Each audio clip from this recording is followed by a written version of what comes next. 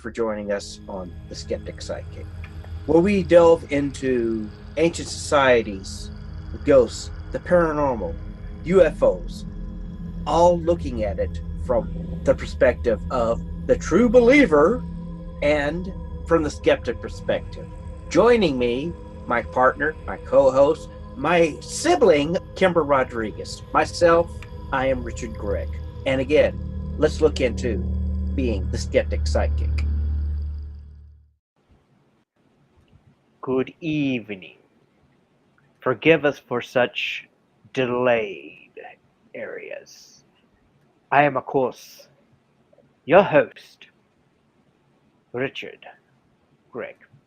And with me tonight is always such a wondrous, spectacular honor to have my favorite sibling of all time, Miss Kimbra Rodriguez. Hey, how's it going? Pretty well. Figure I'd Interesting. try something new there. Yes, I was gonna say interesting intro there. That's pretty awesome. Yes. Yes. Yes. So, what's new on your end? Well, I moved. Ah, yes, you are into your new home. Well, Congratulations. HQ is still kind of not been organized and set up, but we're working on it. So, how are you at least liking the new home? I like the new home. It feels homey. Oh, that's good. I mean, you don't want to live in something that doesn't feel like a home. No. Yes. So, what are we talking about tonight? Well, we are talking about the topic tonight is the Mothman, a prophetic angel, demon, or simply a harbinger of doom. Doom, doom, doom, doom, I say. Doom. Is it It's doomy. It's sort of doom and gloom. new? Dun dun dun. Yes. So the question is, what is the Mothman? Is he a figment of mass hysteria? A hoax for publicity hounds? A real life cryptid? Animal that has far more avoided attention than Bigfoot? A strange angel warning of doom, similar to the seraphim and cherubim of biblical days? Is it an Nephilim? A thought to be a descendant of the fallen angels, or a demon let loose from the bowels of hell in order to create havoc. Those are more theories than actual sightings of the elusive being. And that if you ever believe that it really exists, it certainly has not been studied or observed in scientific or zoological circles. But does it matter at all to those who have seen this elusive creature, or to those who believe without even laying eyes on it? The legend of the Mothman has spawned an annual festival the third weekend of September in Point Pleasant, Virginia, to commemorate the 1966 original sighting. The festival includes paranormal speakers on topics covering the Mothman, Bigfoot, UFOs, and the paranormal. And honestly, would be something fun to attend, especially since it's free to get in. There's a fun run. Actually, I think that should be a fun to run. No, it's a fun run. Oh, it's fun to run? It's fun to run. It's not any type of fund, but it's a Okay. fun run. Oh, okay. Well, you can also take your picture with the Mothman himself. Well, it might be a statue or a guy in a costume, but who needs to know it's not the real thing once you show it to your friends? This, e- Right. this event is considered a family function, and it's part festival, part street fair, with a bit of Comic Con thrown in. So I'm sure there is some cosplay going on there as well. Hmm. They have bus tours to take you to areas where the Mothman has been sighted, a museum dedicated to the guy, and live bands performing in some cases. Wait, I'm performing in case some of you don't believe in the Mothman. and just want a place to hang out and have fun. So, why do we plug a festival that's across the country from us that we haven't even attended ourselves? Because we think that pretty much every cryptid deserves a bit of recognition. And this year, they are hosting a volunteer group of Ghostbusters who perform for local children charities. Ghostbusters for charity? Yeah, where do I sign up? Also, hosting a festival for creepy creatures that look for a creepy creature that likes to hang around sites of impending doom does sound a bit bleak when you think about it. However, to each their own. Well, tell me when they've got one for the jackalope. There is actually a Jackalope Festival in Canada every year, but it's more of a sports festival that mostly has to do with skateboarding and rock climbing and base jumps. And knowing that, as uncoordinated as I am, I even trip over my own tied shoelaces. I I'll can vouch for pass. that. Well, where did the jackalope come from anyway, since you bring it up? Well, it first was spotted in 1930s when a taxidermist, Douglas Henrick, and his brother sold the carcass mounted on a wooden bracket to a local hotel in Douglas, Wyoming. Sadly, the brothers simply grafted deer antlers onto a jackrabbit's carcass. Now, I do have a friend at one time that actually had a picture of a jackalope in the wild. So, does it or does it not exist? Well, this is his story. He went out, searched the perfect area,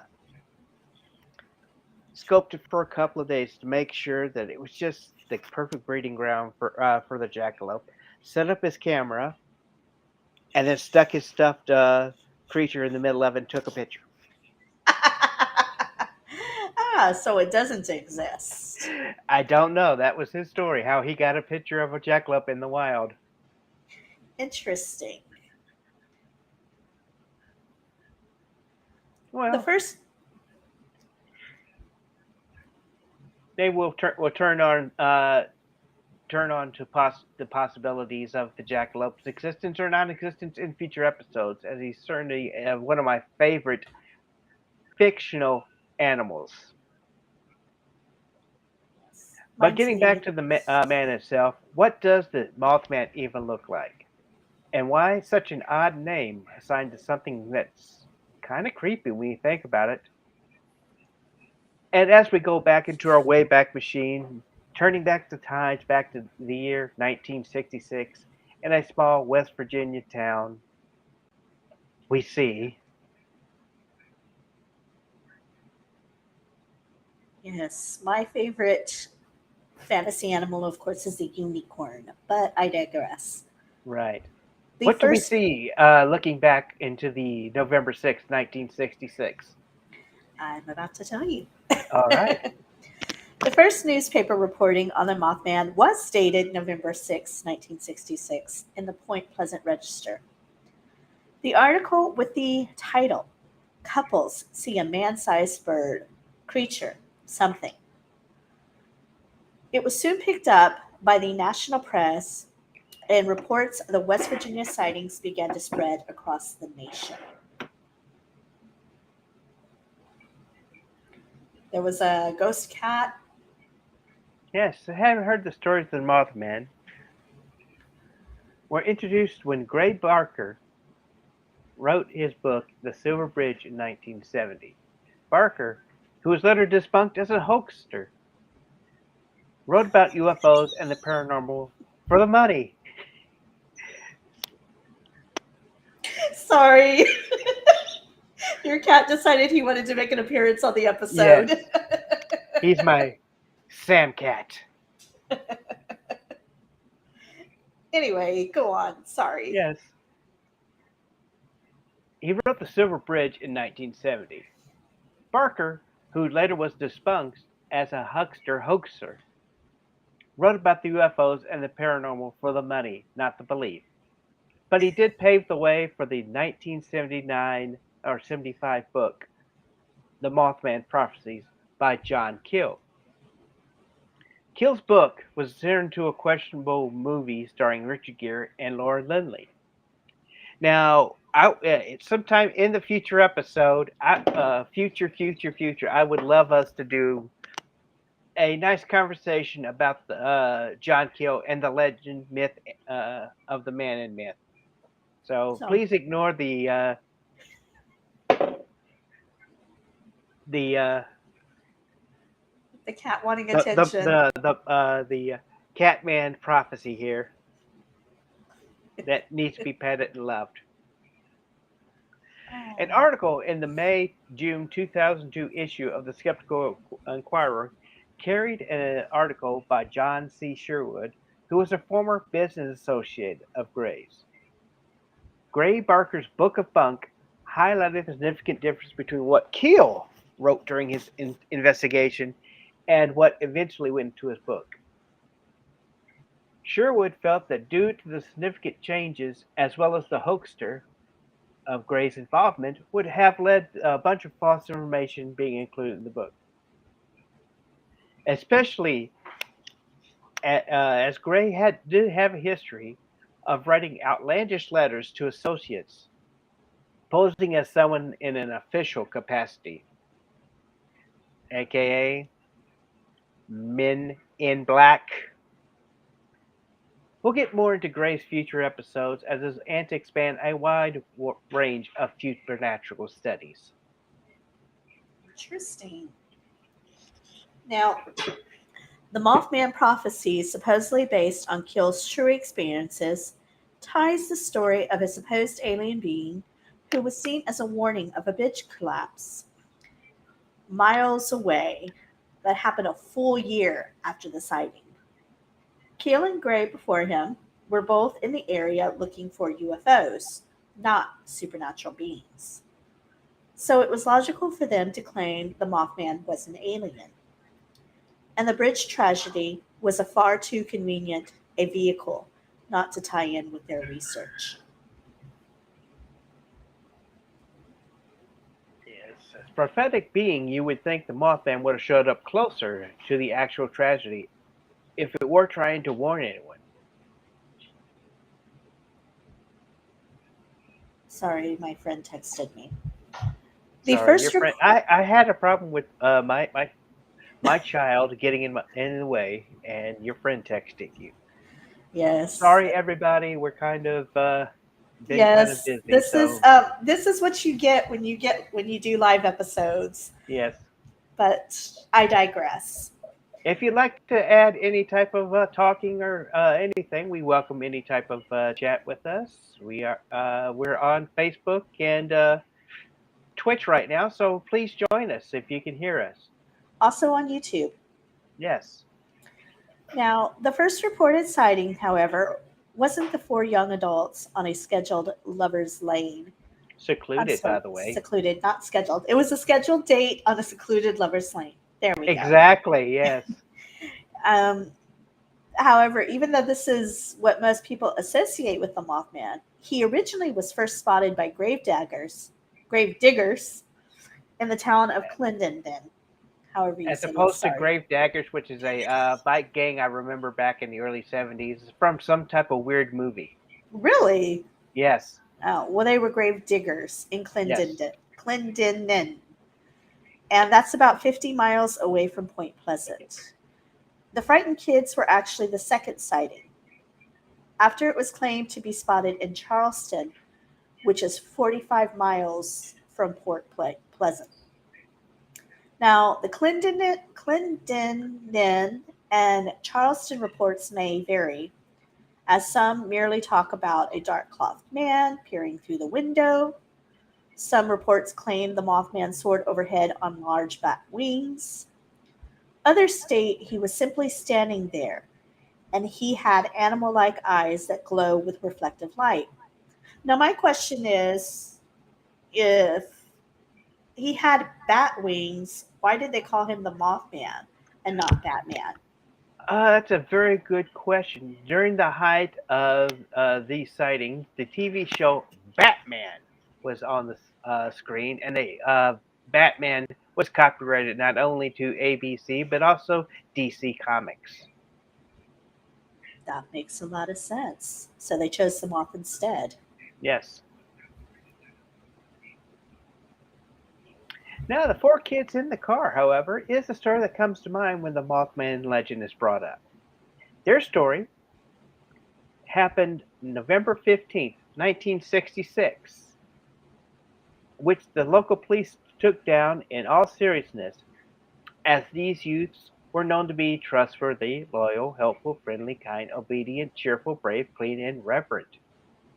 As these youths were claimed they had driven 7 miles outside into a secluded wooded area where a decommissioned dynamite manufacturing, known in the area as the TNT fields, and storage plant was located. It was also well known to all the teenagers as a lover's lane. But wait a minute, I thought the two were married couples. That is the most confusing of the story. It seems that some say it was a group of teenagers looking for a place to make out. Others say it was two married couples simply out for an evening's drive and just happened to go past Lover's Lane. But we do know the couple's names. Uh, they were Roger and Linda Scarberry and Steve and Mary Mellett. Now, I would like to also say that maybe it was a double date brother sister, going out with a brother sister. Hmm. That's not saying anything wrong with that, just making No, maybe that's, makes you know. yeah, that makes sense. Now, it was on this drive that they passed a pair of bright eyes staring on the side of the road. Panicking, the kids sped down the road 100 miles per hour. It didn't matter how fast they drove, however, as those eyes kept pace with them. They all claimed that those eyes belonged to a creature around 7 foot tall who had wings folded on its back. Given that at it was late at night, well outside the town on a dirt road with no lights, the fact that they saw a folded wings on the back of an incredibly tall gray man is astonishing, as the eyes were directly focused on them, meaning the creature was either facing them or had one heck of a time rotating its neck like that of an owl that many speculated the kids really saw. Yeah, that kind of makes sense. Yeah. Um, You'd think, though, that if the kids saw the back of a guy with his head rotated and possibly around like that, it would be more of a point of horror than just, ooh, scary eyes and wings. My point.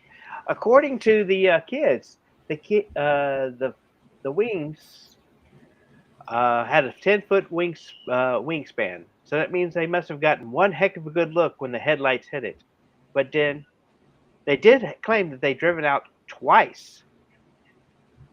The first terrified time after their 100-mile per hour rush back to town, they were confused when they reached the town's outskirts, and the creature was surprisingly nowhere to be seen. Well, at that speed, it would have only taken them about 4 minutes to reach town. So, how did they lose sight of it so quickly if they were keeping up with it easily? Obviously, the driver is paying attention to the road, and sure, there were trees everywhere, but if it kept pace with the car, you'd think the other three passengers would keep an eye out to where it would be every heart pounding second. I know I would. Yeah, and the three of you screaming, "Faster, faster, you fool, you fool!" Yes. All of us know that when somehow wasn't there any longer, they pulled over, discussed, and agreed that they must have seen a bird, and that they decided to face their fears and drive back out. It wasn't long before they found the Mothman waiting for them on the side of the road. This time, the moment their headlights touched it, it lifted itself vertically into the air at a great speed and disappeared into the trees. Now, 2 hours later, the sheriff's department went out to check the area and found nothing. It wasn't until the next day that they had a press conference was held, and the local paper reported the sighting. After that, sightings of the Mothman started coming in around the area. Claims that there were over 100 sightings around the area, but only a few seem to be officially reported. The funny thing is that we came across another version of the story, this one on the West Virginia Highway Historical Markers page, which gets its information from the Mothman Fandom Wiki page. On it, it claimed that the two couples were out joyriding in Rogers' black 1957 Chevy. And when they got next to the abandoned North Power Plant, they suddenly saw two large red eyes, which reflected the light from the car's headlights. Now, Steve noticed it first and pointed it out to the group. That is when they are said to have noticed that the glowing red eyes belonged to a strange creature. They claim to have seen a gray, man-like figure with wings going around the corner at the old power plant. They said that the creature didn't run but wobbled like it couldn't keep its balance. Linda described the creature as having circular, fiery red eyes and a body like a man, but with wings. They said that the creature was about 6 or 7 feet tall, with wings folded against its back. Half man, half monster, and it must have been clearly in the lights. As Linda said, you could see the muscles in its legs. Okay, that's a little bit more detail than what has been told in the Mothman encounter. Well, the couples couldn't believe what they had seen, and they quickly drove off onto Route 62, with Linda yelling for Roger to hurry. As they went around a curve in the road, they then spotted the creature ahead of them, sitting on a hill by a large billboard. It launched itself straight up in the air while the kids kept yelling for the driver to go faster. The Mothman began gliding, not flying. It was gliding back and forth at the end of their car as it was speeding by. Linda said, "We didn't know what it was. I don't think I've ever been so scared." And it wasn't until they hit a straight stretch of road that they were able to get over 100 miles per hour. But the Mothman was still following along. They saw it through the back window, and then they saw it in the shadows across the car as it flew. But they weren't escaping it. It was swooping so low that it could be heard hitting its wings on the top of the car as they drove, and possibly even left a scratch on top of the Chevy. In this story, Mary said, it squeaked like a big mouse. And they were only they were only able to get away from it when they reached the edge of town. Now, the squeaking of a mouse, that kind of sounds almost like a bat. I don't know if you've ever heard bats, but they kind of make that squeak, squeak, squeak sound as they're flying. Well, and then also a bird makes a squeak, squeak, squeak sound. Depends on the type of bird. Well, But I digress. The creature then veered off into a field to the left of them. They stopped at a local Dairyland, which I'm assuming is a restaurant that was popular back in that time, and tried to figure out what to do next. The girls wanted to go to the police, but the guys were certain they'd simply be laughed at. So even though they were terrified, they turned around and tried leaving town. As they turned the car around, they noticed a large dead dog laying along the road. The Mothman jumped out as they passed the dog. It flew or somehow launched itself over the moving car and went through the field on the other side of the road. They kept going until it felt safe for them to turn around and drive back to town. At that time, the dog was gone. Okay, that's a little bit more creepier. Well, the kids were brave enough to accompany the deputy out to the munitions area, where the detective shined a light around the area and into the trees and saw nothing. Well, again, different stories. The story that I've heard, basically, the deputy went up there by himself. So, Well, the deputy didn't see anything, but he claimed to have heard strange static noises coming from his radio. The kids sat in the car and said they saw shadows circling nearby and a cloud of dust kick up from the coal next door, though the deputy didn't notice anything. The Mallets were too scared to go home, so they spent the night at the Scarsberries, with every light turned on, and they stayed up all night as they were too frightened to sleep. That morning they went out and found some odd looking tracks that looked like two horseshoes being put together, but smooth. Steve saw something fly up inside the boiler when they kicked a door open. They were too scared to figure out what it was, and so they quickly left. so they went back out there themselves to the area. No, no, this is outside of their house, I assume. Okay, maybe. Says there's a lot of criticism from the press and locals, with Steve telling a local newspaper. We understood people laughing at us, but we wouldn't make this all up to make us look like fools. And Linda would later say that she wished she had never seen it, and that it was someone else who had seen it. All right, and just a word from our researcher and developer. They actually went back out there to the Lovers Lane area the next day Okay, to check everything out.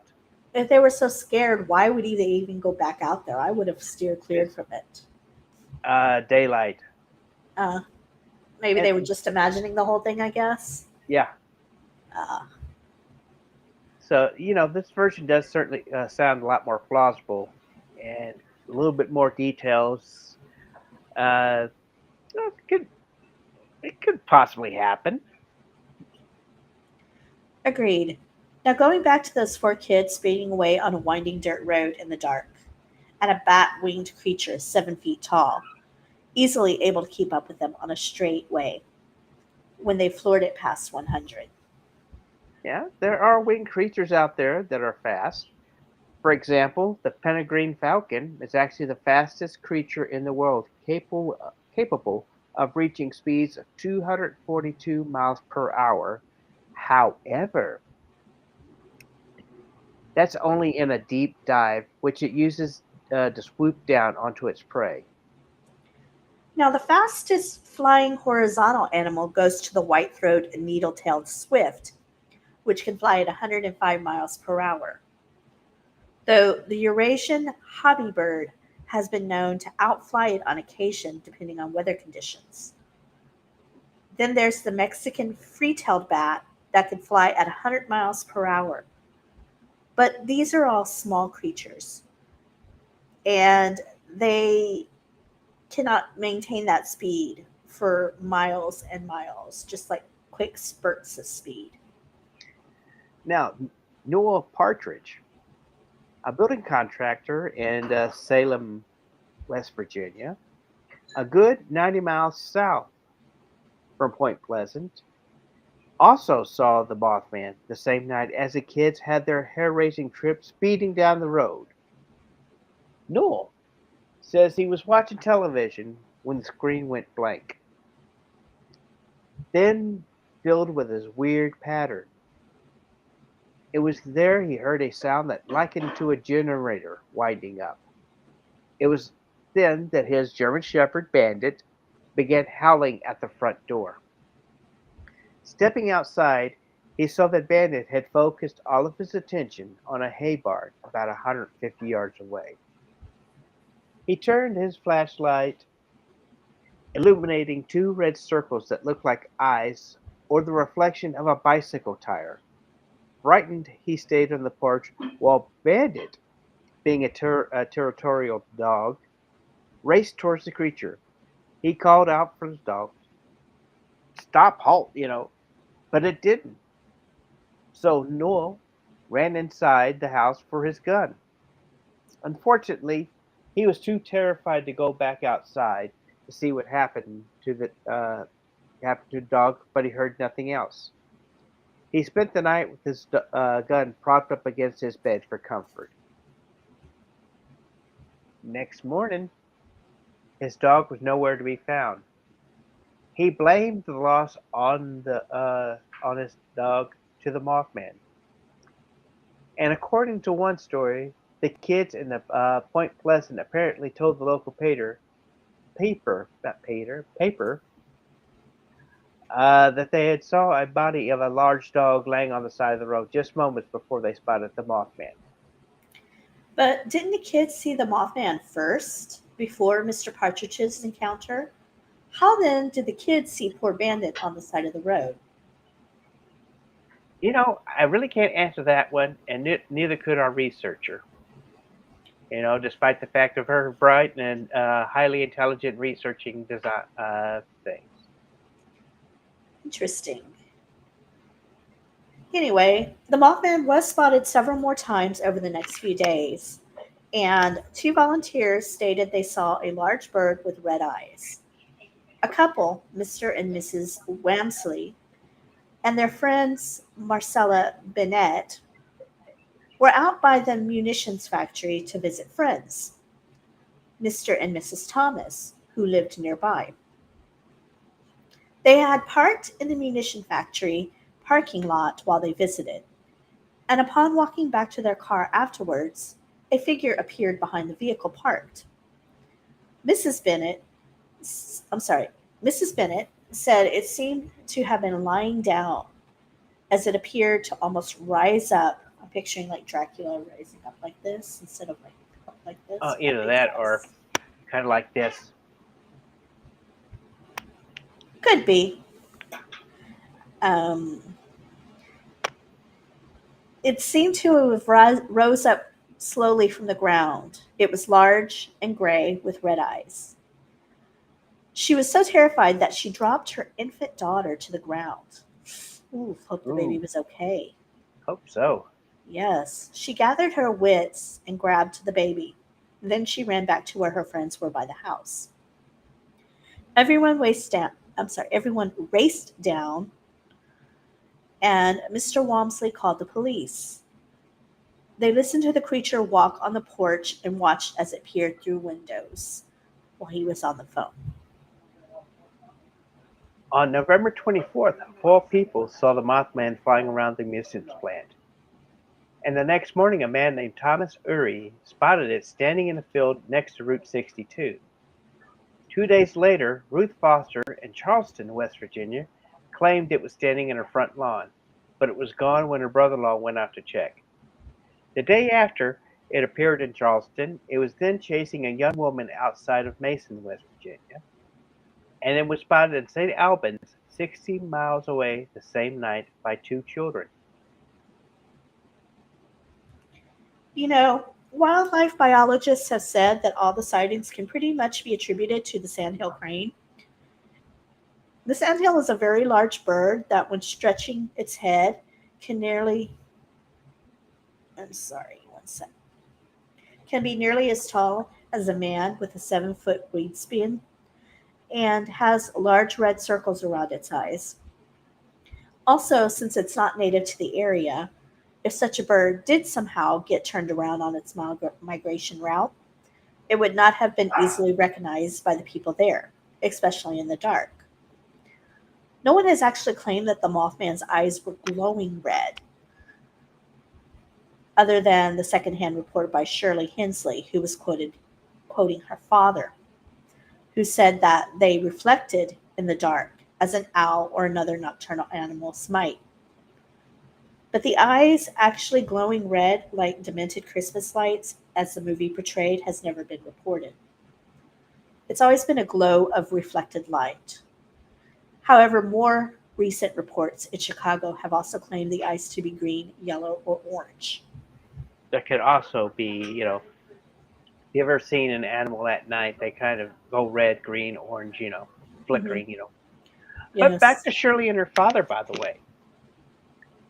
In the early 1960s, Shirley Hansen and her family lived on the outskirts of Huntington, West Virginia.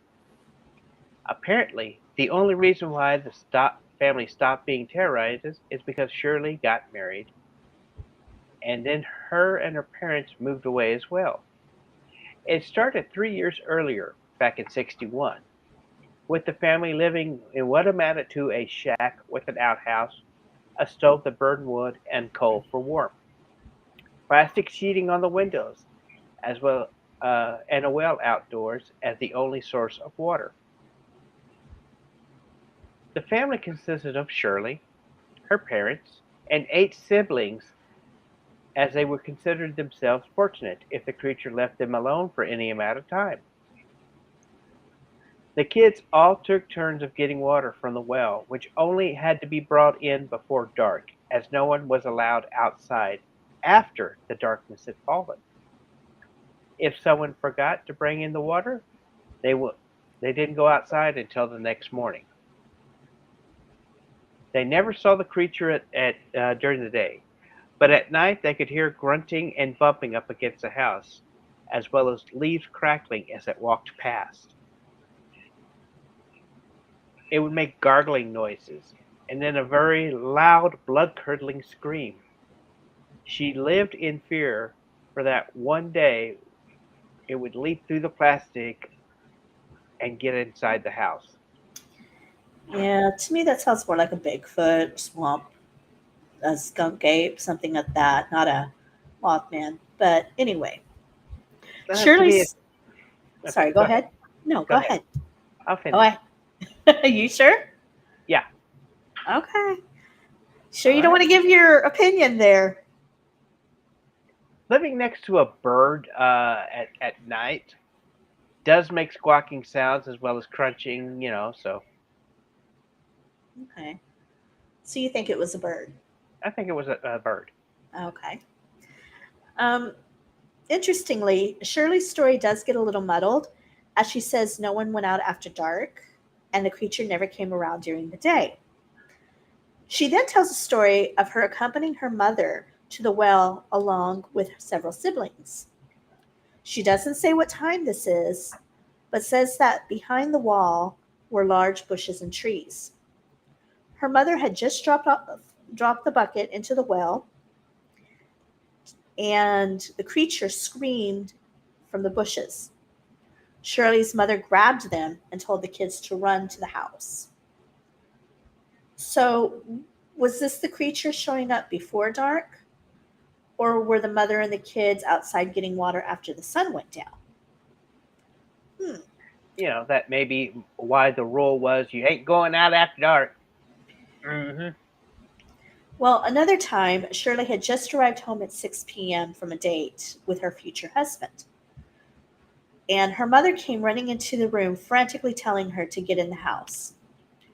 Her father rushed out and grabbed her 2 sisters who had been playing outside and shoved them through the door. The neighbor and his son must have been over because Shirley's father hunkered down by the door and could hear it scrambling in the neighbor's coal pile. So he told the neighbor to hand him a gun. The neighbor's son handed him a 22 rifle. Now, apparently, he wasn't happy about the 22 because it doesn't pack much of a punch, but he raised it up anyway and got a good shot.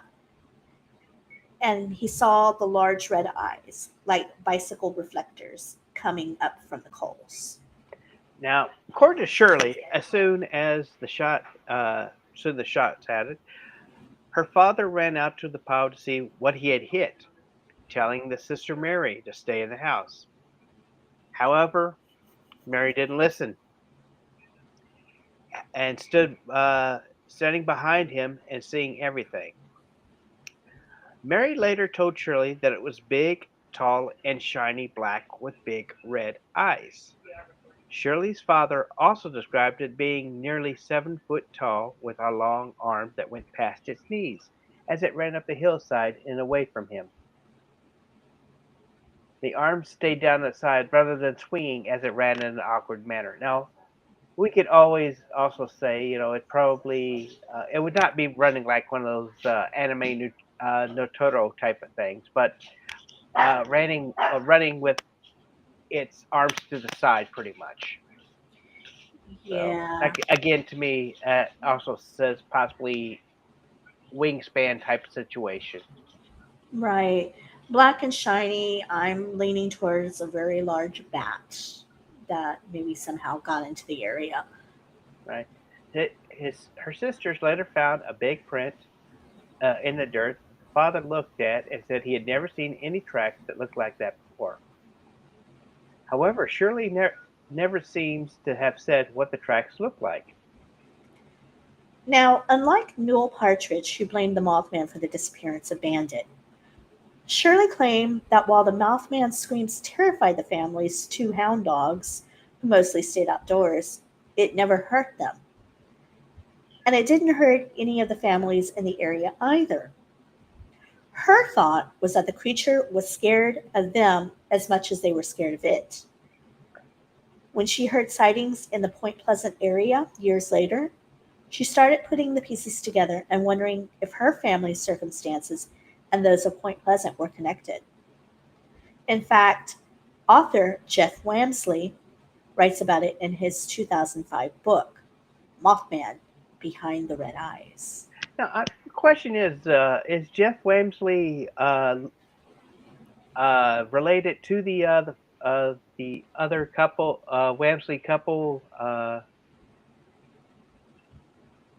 back in the day with their sightings, or is he just happened into town, no relation? I believe that he is related to Yeah. him. Shirley's family, however, was dealing with the horror story from 61 to 64, which is 4 years before the first known Mothman sightings. And their home was at least 45 miles to the south of Point Pleasant. If you were to believe that Shirley's family was terrified for 3 years by the Mothman, a shiny black creature, then it apparently migrated nearly 80 miles east to Clendenin without being noticed for 4 years. Then it terrified the five grave diggers in Clendenin, though for that occurrence it apparently changed its appearance to a brown humanoid winged creature, which lifted off from beyond some trees on November 12th of 1966. According to the timeline, the Mothman must have then backtracked around 25 miles to Charleston before then migrating another 55 miles to Point Place by November 15th, where it changed its appearance again to now being gray in color. Then it flew nearly 150 miles to Mason, Ohio, before quickly covering another 60 miles to St. Albans. Then another 45 miles back to Point Pleasant. Now, my opinion is either this guy's got some frequent flyer miles going on him, or we've got more than one creature going around. What do you think? Well, for the creature that only has one death possible on his hands, that of the dog Bandit, though the dead dog's remains were never positively identified, nor did the kids say that the dog looked like he had been eaten. It's more likely that the Mothman doesn't eat or subsides on grains and bugs, or probably small creatures like frogs and snakes.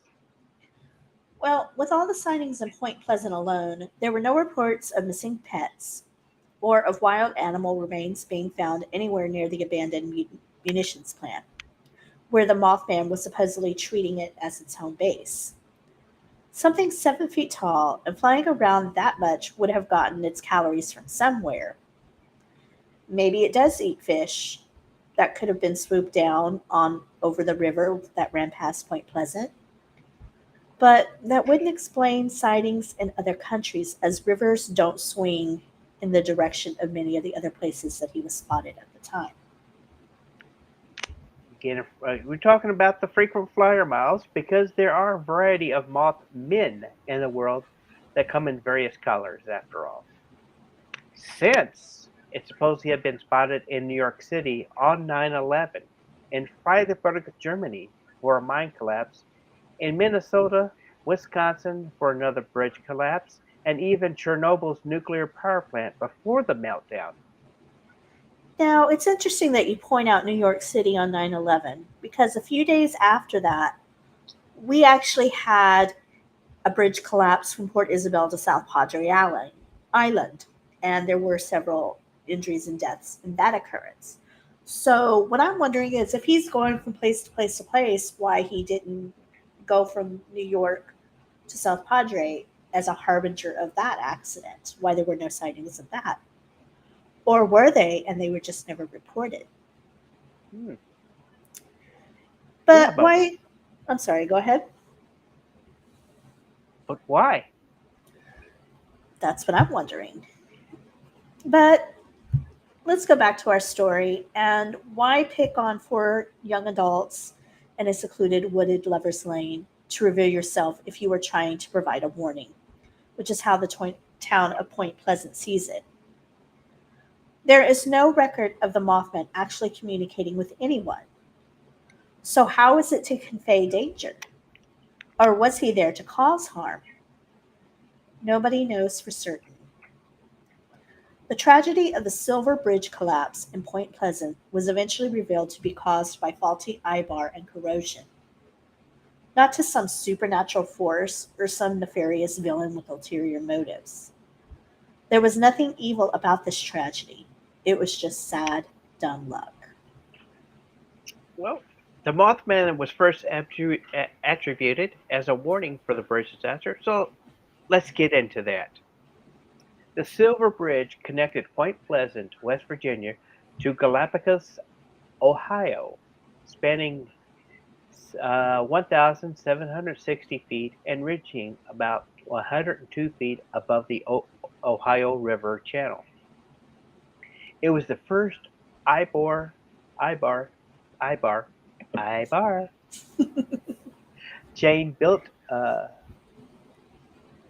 It was originally planned for conventional wire cables, like you do see over in San Francisco's Golden Gate Bridge, but the newly proposed I-bar chain design was also bid and came in at a much lower price.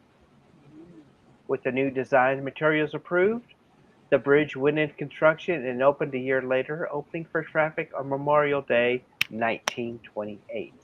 See, that's what happens when you try to save money. Mm-hmm. Just spend the money, do things the right way, and you don't have to worry about something going wrong later down the road. Right, because this is nearly 40 years later, on December 15th, 1967, at 5 p.m., there was a loud gunshot. Sounded like one, and within seconds, the center span measuring 1,460 feet folded in like a deck of cards. Collapsing into the river, 32 cars were dropped straight down, leaving 46 victims, two of those whose bodies were never recovered. There would have been no way inspectors would have been able to see or prevent the accident from happening. But why this bridge? Why this tragedy? There have been countless bridge collapses throughout the world that were far worse. So why did it choose this one? Well, Napoleon's attack on the Portuguese city of Porto on March 29th, 1809, caused thousands of civilians to flee a bayonet charge. The pontoon bridge, constructed just 3 years earlier by linking some 27 boats together with a steel cable, collapsed under the weight of the exodus, and an estimated 4,000 Portuguese civilians and French legionnaires drowned in the Douro River. The suspension bridge in the city of Great Yarmouth, England, collapsed on May 2nd, 1845. William Cook's circus was coming to town, and a clown named Arthur Nelson was going to ride down the Bure River in a washtub being towed by geese. Despite the rain, several thousands were lined up alongside the river banks, and hundreds more crowded to the bridge. Nelson sailed by, and the crowd shifted from one side of the bridge to the other, continuing to watch as he went downstream. That was all it took for one of the bridge's chains to snap, turning the bridge perpendicular. Young children were crushed against the railing before the bridge fell to the river. 79 people, including 59 children, were killed in that accident. The Pont de la Basse chaîne in Angers, France, snapped on April 16, 1850, as a battalion of French soldiers marched across the main river. A thunderstorm combined with high winds contributed to the tragedy, but the force of the soldiers marching across the bridge caused it to say severely in snapping its cables that collapsed and killed 26 men. Now, it's also interesting to note with that, MythBusters did an episode where they actually showed that yes, it was plausible that the combine of them marching, the winds as well as the rainstorm did cause that to actually happen. And it was 226 men that perished, not Yes, 26. 226. I'm sorry. Oh, you're fine. Um, so, why did it show up for the Silver Bridge? And why show up over a year before that bridge collapsed? Or for the I 35 West Mississippi River Bridge in Minnesota on August 1st, 2007? That collapse dropped 111 vehicles and 18 construction workers up to 115 feet down into the river and on the banks. There were 145 injuries. However, surprisingly, in that one, there was only 13 deaths. So, why not this bridge? I mean, sure, it's 150 miles from Point Pleasant, but given that it was 40 years later, a creature that has somehow been spotted around the globe could have managed about 850 miles in 40 years, especially if you consider how it covered hundreds of miles in just a couple of months for all the sightings around the Point Pleasant region. Frequent flyer miles would not allow him to go back because it's too busy zipping around the globe at this time to be bothered about pouring the Twin City, Minneapolis, Minnesota, of the impending disaster. But no one seems to be knowing what he or she is there. Were Mothman around for these other collapses that have just not been reported? Perhaps just been dismissed as tall tales and legends. Some actually believe that the Mothman was actually the fulfillment of a Shawnee curse after the execution of Cornstalk.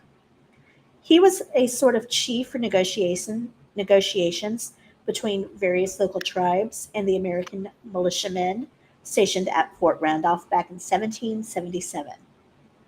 Along with his son and two other Shawnees, they were killed in retaliation for the death of a militiaman by unknown Indians in that area.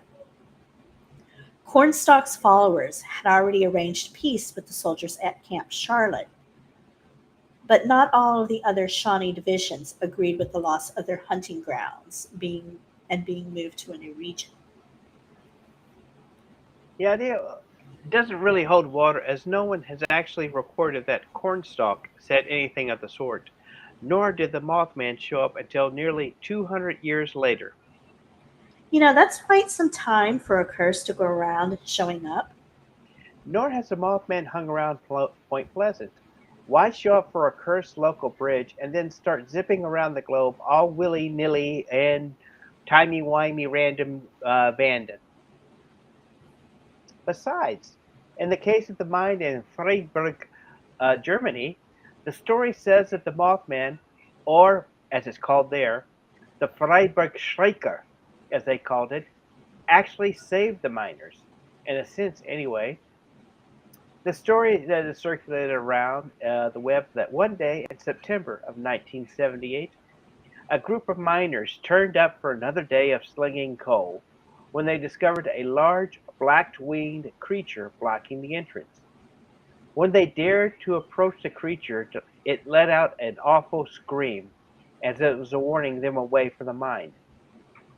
Of course, something standing in front of your mine shaft, screaming at the top of its lungs, you're going to go the other way. Hmm. They booked it out of there and talked about it for an hour when, boom, they heard an explosion coming in from the mine that they would know that they would have been in. Now, there's no way of knowing if the coal caught fire and exploded into the section the miners would have been at the time. But hey, the men weren't in there, and everyone got to go home safely that day, back to their families in one piece. We can't speak of it for the mental state at the time. In this story, however, the Mothman had no head, and his glowing red eyes were actually in the chest. Makes you wonder where that screech came from if there was no head. Yeah, I don't know. It was a loud fart, people. I guess so. Um, In your head, in your head. No head, Mothman. no head. It wasn't in your head. Okay. It's a bummer that there's no research to back this one up, as we can't find a mine anywhere in the region that exploded in either Germany or its neighboring France that year, or even around that year. However, it is a nice story and one that definitely ties in with the whole Mothman acting as a warning of danger rather than merely hanging around to cause chaos. The Mothman was even said to be spotted outside the Chernobyl nuclear power plant just outside of Moscow, right before it went into meltdown. Now, why choose Chernobyl and not give Chernobyl. warning? Chernobyl, sorry. Why choose Chernobyl and not give warning to Fukushima nuclear meltdown, which happened back in 2011? Maybe it did. Journalist Ben Schweitzer wrote an article on this back on June 20th, 2021, titled Strange Tales of Disaster and the Mothman in Japan.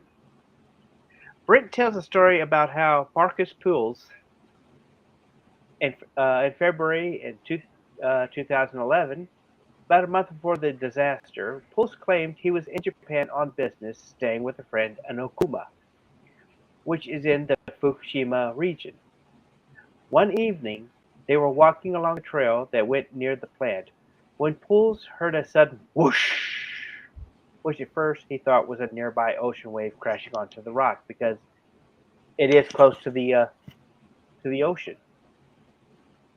The sound, however, was repeated and then followed by an ear-piercing shriek that that his friend heard, as well as a couple who was also on out at a romantic evening stroll. There's no record we found that gives the couple's names or the name of Poole's friend, but he claims we heard it again, meaning the whooshing, followed by an ear-piercing screech that shook me down to the bone and made the hairs on my back on my neck stand on end. We looked around for the cause of the noise, and we could hear from the sounds again. The best way we can describe it is a city bus brakes when they are in need of service, loud and ear-splitting. We both continued to look around when my friend's attention was drawn to a plant by another nearby couple. A younger couple, out for the walk, was staring towards the plant, arms outstretched and obviously in fear in their voices showing itself. That's when Pools looked out of the power plant in the distance and thought he could make out a large, shadowy figure silhouetted against the power plant's lights and moonlight, seemingly sitting there perched atop of the one of the buildings. As he tried to work out what could possibly be the figure, unfurled what looked like to be a massive set of black wings, as it leapt into the sky, where it circled the plant several times. He continued with the creature circled the plant at least 4 to 5 times. Some circuits took it sometimes at a fast pace, some seemed to be slowed down. All the while he kept his attention on a row of square-shaped buildings that I had later found that had housed the reactors. This is Pools talking. The creature itself came towards us, flying at least 25 to 30 feet off the ground. The younger couple who had noticed the creature were first now screaming and cowering, the man shielding the woman while shielding his head with a jacket.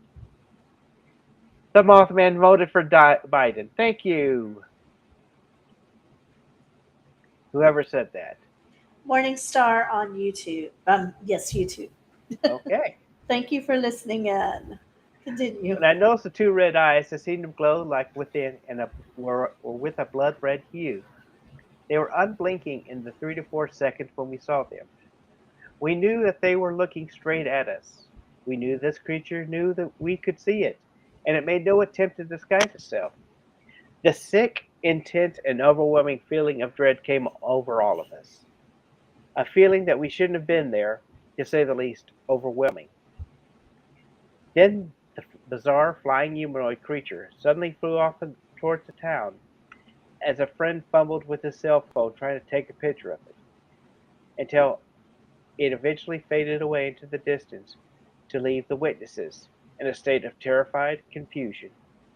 Pools and his friend left the area, and upon reaching home, the men talked about what they had just seen.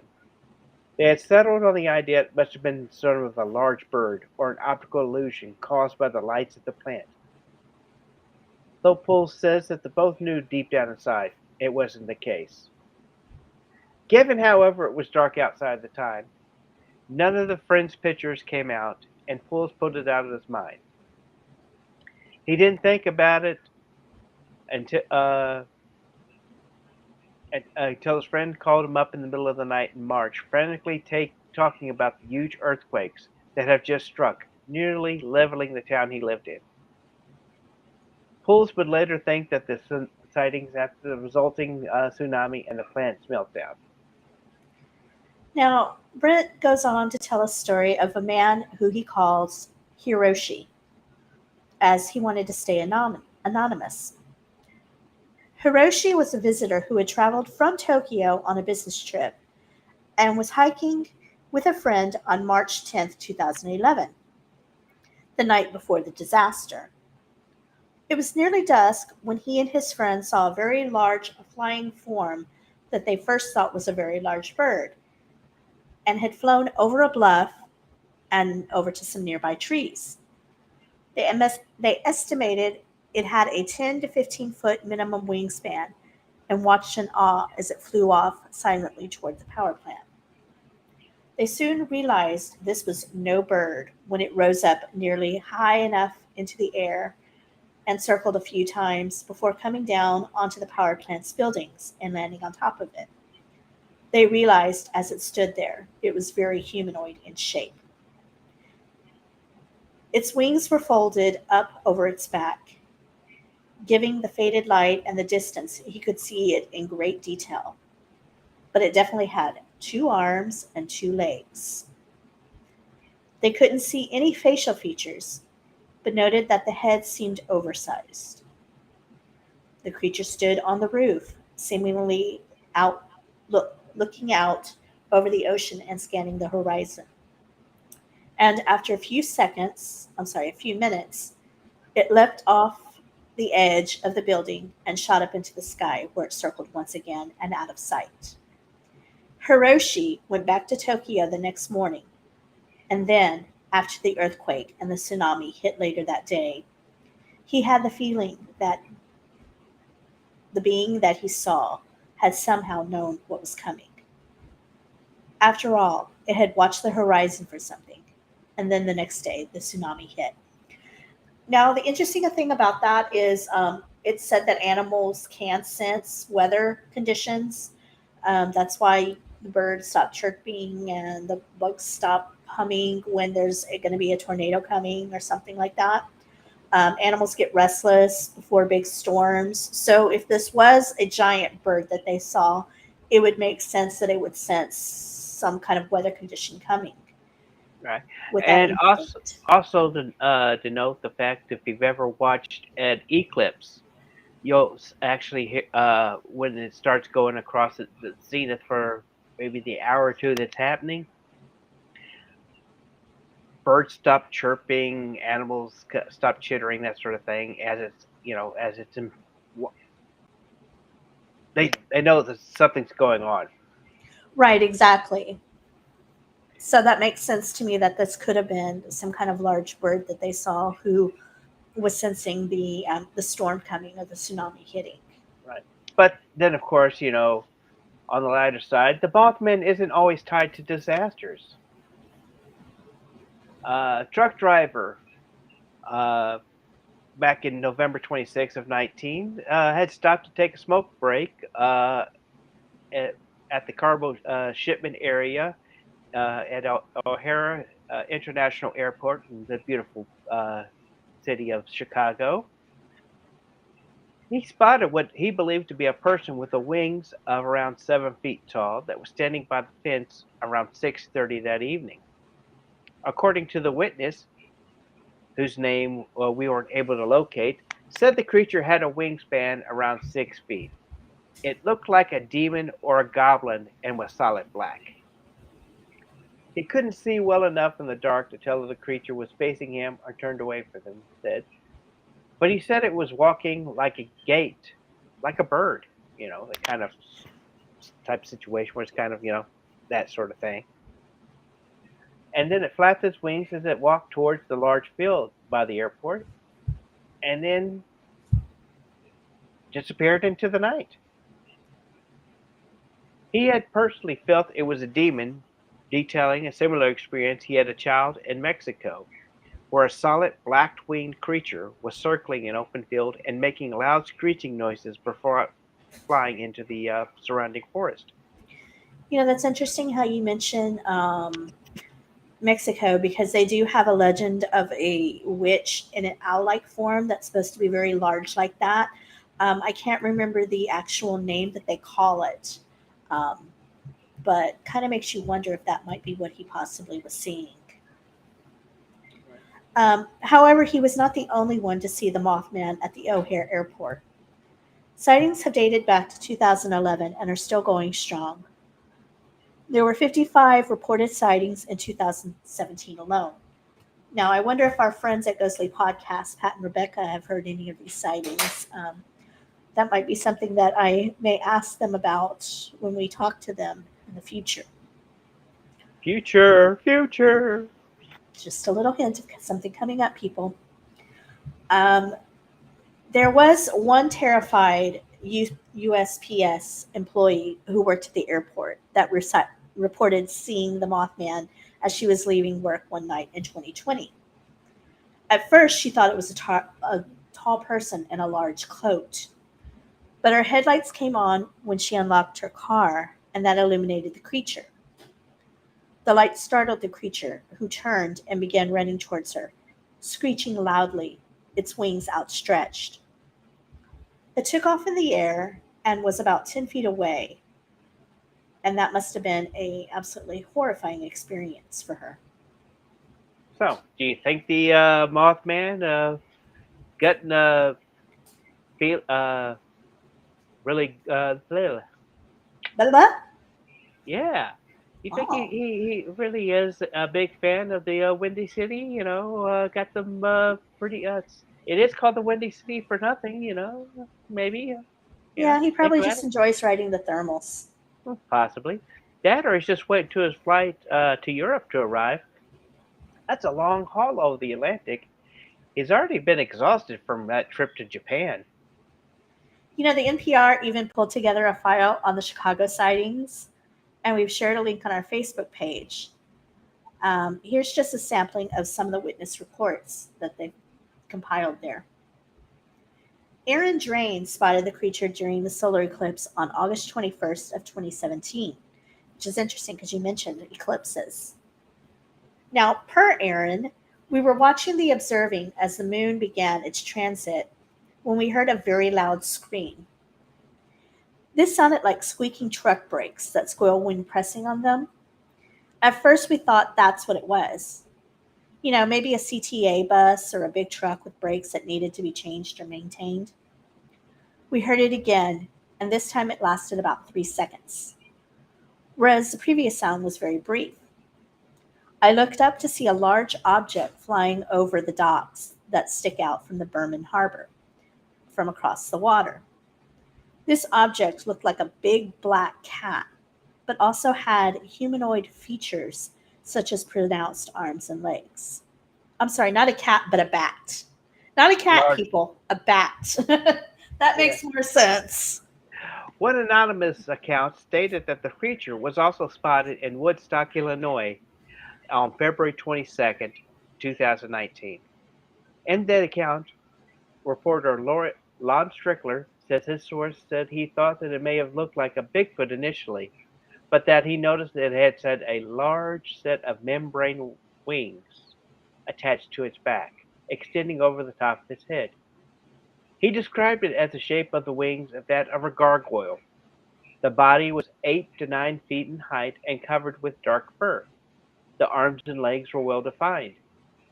Now, he was just there for the concert. He didn't realize he was a few years late. Yeah. I mean, he's been traveling the world. He just wanted to go hear some good Well, music and got there he late. he also went to the wrong Woodstock. The Interesting. Woodstock that had the concert was in New York. This is Woodstock, Oh. Illinois. Well, he does. I mean, he's got to be turned around, all Yeah. that traveling and stuff. He just heard Woodstock and music. Mm-hmm. Now, Ranker's Lyra Radford pulled together a list of some of other Mothman sightings with a disturbing report that several people reported seeing the Mothman flying near the Twin Towers in New York City days before September 11th, 2001 attacks. And during the attack, as the second plane hit I'm sorry, as the second plane hit, the creature was flying parallel with the plane. Anyone found, speaking of the Mothman in New York, somebody says, somebody buy him a map for Christmas. Yes, agreed. Agreed. Yes. However, anyone found, speaking of the Mothman in New York City, was apparently approached by governmental, again, quote unquote, men in black, telling them to stop talking about it. Oh, as if the destruction of the Twin Towers wasn't horrifying enough, let's toss a cryptid in there with it. Yeah, I get that people want to toss out stories and all that because the supernatural is such a big draw. But I personally found this particular story leaving a bad taste in my mouth.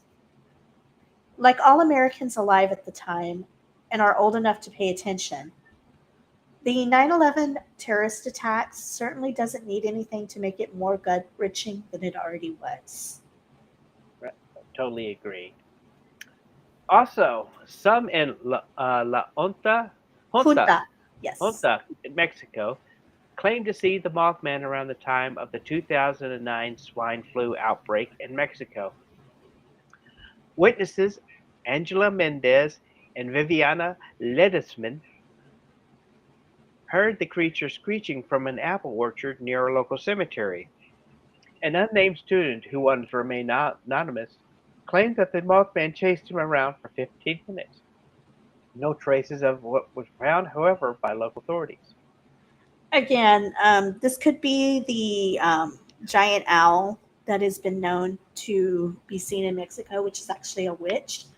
If anybody listening can remember the name of that owl, please write in and let us know. It's really stumping me, and it's going to nag at me till I figure it out.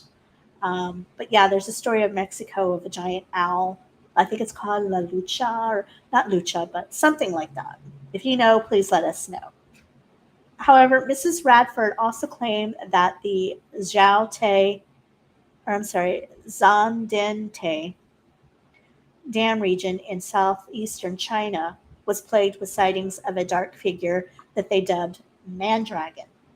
Now, this is way back in 1926.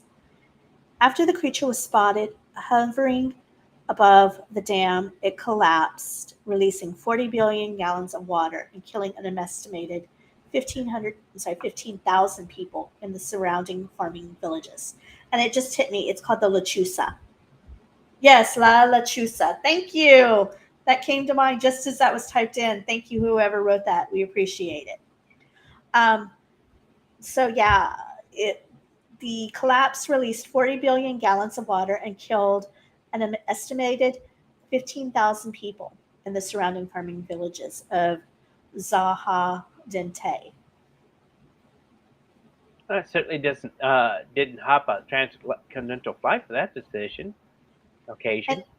yes, and who would even give him a passport, as there's no way airport security is going to allow him to even onboard, given that he's a harbinger of doom, quote unquote. And it's not like he can stash his wings in the overhead compartment. Have you ever tried to put something in that overhead compartment? There's no way those Well, things would have fit in Coach. this is true, but maybe he rides with Jennifer Aniston and the 1% of those Emirates airline flights. He can casually chill at the bar while heading off to his next mission of destruction. Well, with the way the world is heading these days, he's certainly going to need more air miles. Agreed.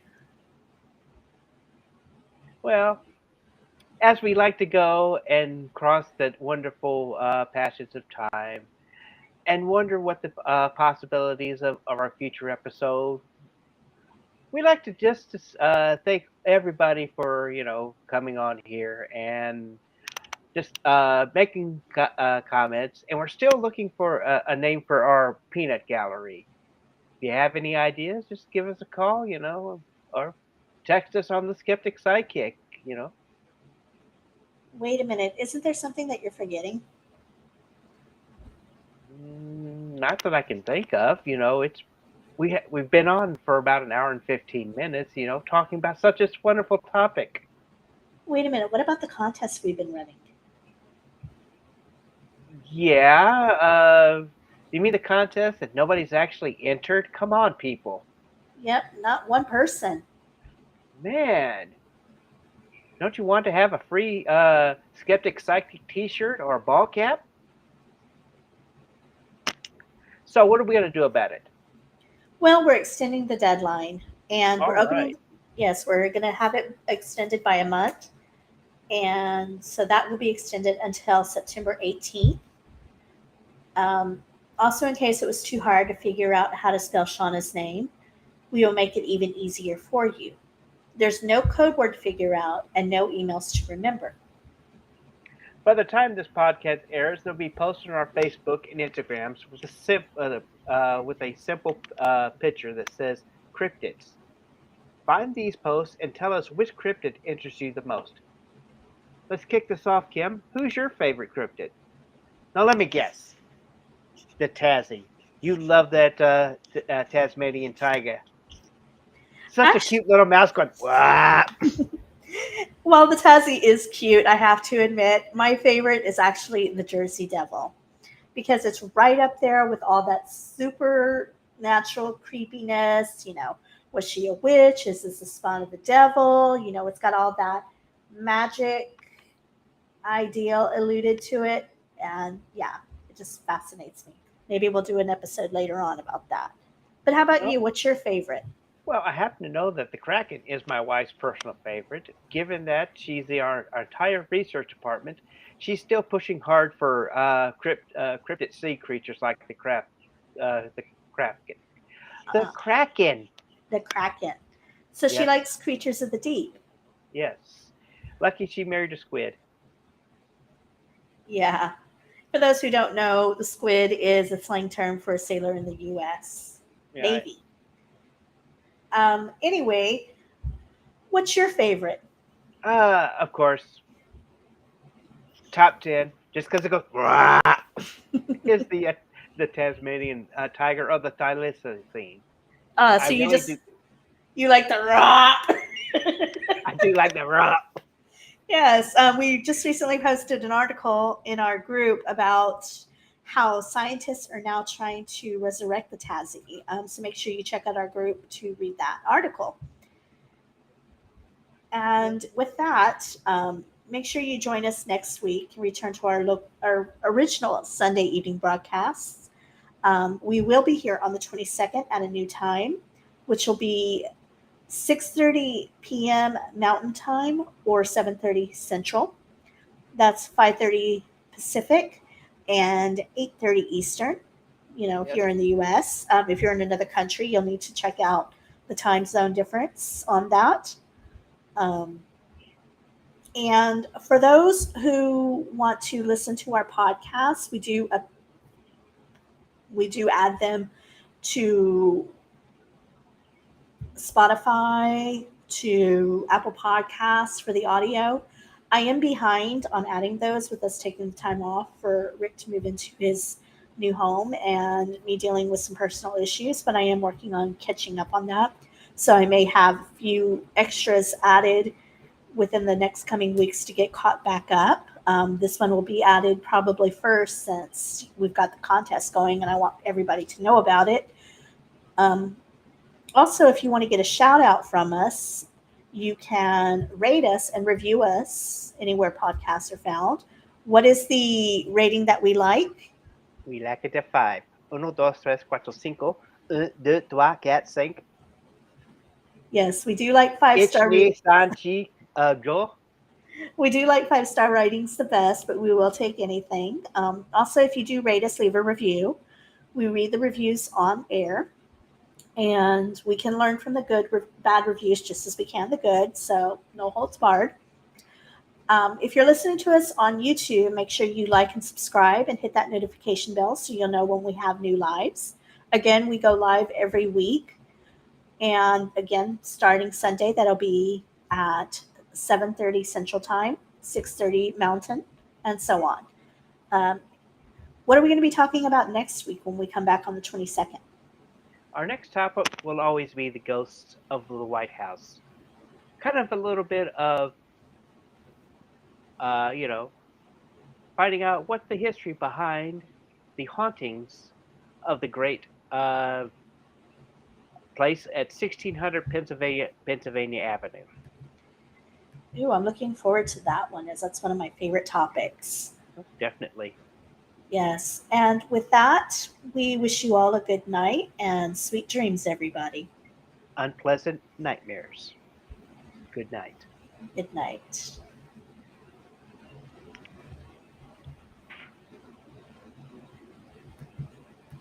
One second while I close this out. I apologize for the wait for those who are still here.